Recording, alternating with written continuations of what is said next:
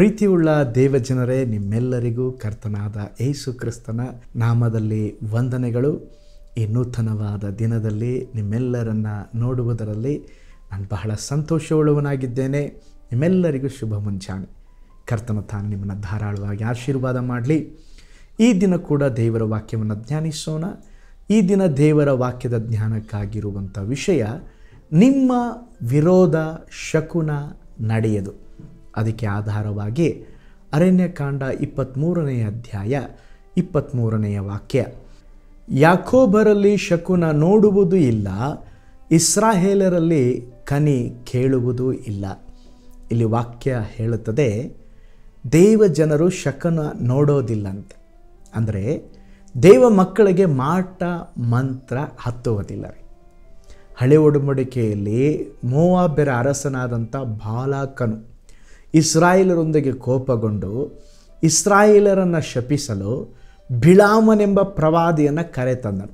ಇಸ್ರಾಯೇಲರನ್ನು ಶಪಿಸಲು ಬಾಲಾಕನು ಬಿಳಾಮನನ್ನು ಹೆಚ್ಚು ಪೀಡಿಸುವಷ್ಟು ಆತನ ಬಾಯಿಂದ ಹೆಚ್ಚು ಆಶೀರ್ವಾದಗಳು ಬರುತ್ತಿದ್ದವು.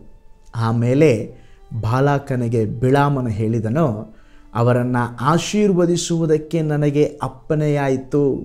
ಅದು ದೇವರು ಅವರನ್ನು ಆಶೀರ್ವದಿಸಿದ ನಂತರ ನಾನು ಬದಲಾಯಿಸಲಾರೆ. ನೋಡ್ರಿ, ಅವನು ಶಪಿಸಲಿಕ್ಕೆ ಆಗಲೇ ಇಲ್ಲ.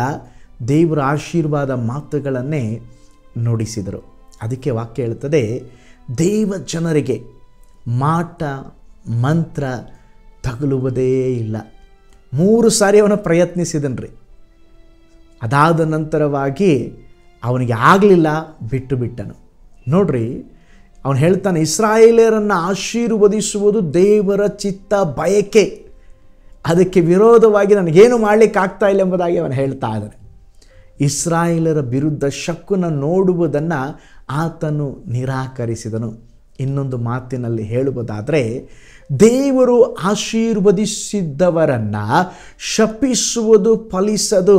ಅಂದರೆ ದೇವರು ಯಾರನ್ನ ಬ್ಲೆಸ್ ಮಾಡಿರ್ತಾರೋ, ಆಶೀರ್ವಾದ ಮಾಡಿರ್ತಾರೋ, ಅವರಿಗೆ ಶಾಪ ಹಾಕಿದ್ರೂ ಶಾಪ ಅವರಿಗೆ ತಟ್ಟೋದಿಲ್ಲ ರೀ. ಯಾಕೆಂದರೆ ನಮ್ಮ ವಿರೋಧವಾಗಿ ಮಾಡುವ ಮಾಟ ಮಂತ್ರ ತಗಲುದು. ಈ ದಿನ ಕೂಡ ನೋಡಿ, ಅಂಥ ಸಂಗತಿಗಳು ಇನ್ನೂ ನಡೆಯುತ್ತಾ ಇದೆ. ಜನರು ಕೆಲಸ ಮಾಡುವ ಸ್ಥಳದಲ್ಲಿ ಅವರಿಗಿಂತ ಸ್ವಲ್ಪ ಮೇಲೋದ್ರೆ ಅವ್ರು ಏನು ಮಾಡ್ತಾರೆ, ಇವ್ರನ್ನ ಹೇಗಾದರೂ ಇದು ಮಾಡಬೇಕೆಂಬುದಾಗಿ ಅವ್ರನ್ನ ಶಪಿಸ್ತಾರೆ. ಇಲ್ಲಾಂದರೆ ಅವರ ವಿರುದ್ಧವಾಗಿ ಅವರು ಅನಾರೋಗ್ಯದಲ್ಲಿ ಬೀಳುವಂತೆ, ಅವರು ಆ ಕೆಲಸದಿಂದ ಬಿಟ್ಟು ಹೋಗುವಂತೆ ಮಾಟ ಮಂತ್ರ ಮಾಡಲಿಕ್ಕೆ ನೋಡ್ತಾರೆ. ಆದರೆ ದೇವ ಮಕ್ಕಳು ಭಯಪಡಬೇಕಾದ ಅವಶ್ಯಕತೆ ಇಲ್ಲ. ಯಾಕೆಂತ ಹೇಳಿದ್ರೆ, ದೇವ ಜನರಿಗೆ ಮಾಟ ಮಂತ್ರ ತಗುಲುವುದಿಲ್ಲ. ಈ ದಿನ ಕೂಡ ಅನೇಕ ದೇವ ಜನರು, ದೇವ ಮಕ್ಕಳು, ಪಾಸ್ಟರ್ ಅವರು ಮಂತ್ರ ಮಾಡಿದ್ದಾರೆ, ಇವರು ಮಾಟ ಮಾಡಿದ್ದಾರೆ, ಪಾಸ್ಟರ್ ಒಬ್ಬರು ಪ್ರವಾದಿ ಇದ್ದರೆ ಹೇಳ್ರಿ, 7 ದಿವಸ ಬಂದು ನಮ್ಮ ಮನೆಯಲ್ಲಿ ಪ್ರಾರ್ಥನೆ ಮಾಡಲಿ, ಆ ಮಾಟ ಮಂತ್ರ ಹೋಗಲಾಡಿಸಲಿ ಎಂಬುದಾಗಿ ಕೇಳಿಕೊಳ್ತಾರೆ. ನೋಡ್ರಿ, ಆದರೆ ನಿಜವಾದ ಒಂದು ಸಂಗತಿ ಏನಂದರೆ, ನೀವು ಯೇಸುವನ್ನು ಅಂಗೀಕರಿಸಿದ ಮೇಲೆ ಹೊಸದಾಗಿ ಹುಟ್ಟಿರುವುದಾದರೆ ನಿಮ್ಮನ್ನು ಯಾರು ಕೂಡ ಶಪಿಸಲು ಸಾಧ್ಯವಿಲ್ಲ. ದೇವರ ವಾಕ್ಯ ಹೇಳ್ತದೆ, ದೇವ ಜನರ ವಿರುದ್ಧವಾಗಿ ಯಾವುದೇ ಮಾಟ ಮಂತ್ರ ಫಲಿಸದು. ಯಾಕೆಂದರೆ ನಾವು ಕರ್ತನಿಂದ ಆಶೀರ್ವದಿಸಲ್ಪಟ್ಟವರಾಗಿದ್ದೇವೆ. ನೂತನ ಸೃಷ್ಟಿಯಾದವರು ದೇವರಿಂದ ಆಶೀರ್ವದಿಸಲ್ಪಟ್ಟವರು ಆಗಿದ್ದಾರೆ. ಆದುದರಿಂದ ಸ್ತೋತ್ರ, ನಮ್ಮ ಜೀವಿತದಲ್ಲಿ ಮಾಟ ಮಂತ್ರ ತಗುಲುವುದಿಲ್ಲ. 1 ಪೇತ್ರ 2:9 ವಾಕ್ಯ ಹೇಳುತ್ತದೆ, ನೀವಾದರೂ ನಿಮ್ಮನ್ನು ಕತ್ತಲೆಯೊಳಗಿಂದ ಕರೆದು ತನ್ನ ಆಶ್ಚರ್ಯಕರವಾದ ಬೆಳಕಿನಲ್ಲಿ ಸೇರಿಸಿದಾತನ ಗುಣಾತಿಶಯಗಳನ್ನು ಪ್ರಚಾರ ಮಾಡುವವರಾಗುವಂತೆ ದೇವರಾದುಕೊಂಡ ಜನಾಂಗವು, ರಾಜ್ಯ ವಂಶಸ್ಥರಾದ ಯಾಜಕರು, ಮೀಸಲಾದ ಜನವು, ದೇವರ ಸ್ವಕೀಯ ಪ್ರಜೆಯು ಆಗಿದ್ದೀರಿ.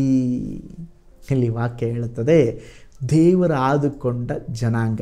ದೇವರಾದುಕೊಂಡ ಜನಾಂಗಕ್ಕೆ ಮಾಟ ಮಂತ್ರ ತಗಲೋದಿಲ್ರಿ. ಯಾವುದೇ ಮಾಟ ಮಂತ್ರಗಾರರೇ, ಜಾದೂಗಾರರಿಗೆ, ಇನ್ನಿತರ ಅಥವಾ ಸ್ತೋತ್ರ ಅದನ್ನು ಮಾಡ್ತಾರೆ ಇದನ್ನು ಮಾಡ್ತಾರೆ, ಯಾರಿಗೆ ಹೆದರಬೇಡ್ರಿ. ನಿಮ್ಮ ವಿರುದ್ಧ ಅವರ ಪ್ರಯತ್ನ ವ್ಯರ್ಥವಾಗಿದೆ. ಅವರು ಎಷ್ಟು ಪ್ರಯತ್ನಿಸಿದರೂ ಅದು ಫಲಿಸದು. ನೀವು ಮರಳಾಗಲು ಸಾಧ್ಯವಿಲ್ಲ, ನೀವು ಮಂತ್ರಕ್ಕೆ ಒಳಗಾಗಲು ಸಾಧ್ಯವಿಲ್ಲ, ನೀವು ಶಾಪಕ್ಕೆ ಒಳಗಾಗಲು ಸಾಧ್ಯವಿಲ್ಲ. ಏಕೆಂದರೆ ನೀವು ಕೇವಲ ಆಶೀರ್ವಾದದಲ್ಲಿ ಮಾತ್ರ ಇರುವುದಕ್ಕೆ ದೇವರು ನಿಮ್ಮನ್ನು ಕರೆದಿದ್ದಾರೆ. ಯೇಸುವಿನ ರಕ್ತದಿಂದ ನಮ್ಮ ಶಾಪಗಳು ನೀಗಿ ಹೋಗಿ ಈಗ ಆಶೀರ್ವಾದದಲ್ಲಿ ನಾವಿದ್ದೇವೆ. ನಿಶ್ಚಯವಾಗಿ ನಿಮ್ಮ ಜೀವಿತದಲ್ಲಿ ಶಾಪವನ್ನಲ್ಲ, ಸ್ತೋತ್ರ, ಕರ್ತನ ಆಶೀರ್ವಾದವನ್ನು ನೀವು ಅನುಭವಿಸುವಿರಿ. ಒಂದು ಚಿಕ್ಕ ಉದಾಹರಣೆಯನ್ನು ನಿಮ್ಮೊಂದಿಗೆ ಹಂಚಿಕೊಳ್ಳಲು ಬಯಸ್ತೇನೆ. ಒಂದು ಪಾಸ್ಟರ್ ಅವರು ಕೋಳಿ ಸಾಕ್ತಾ ಇದ್ದಾರೆ.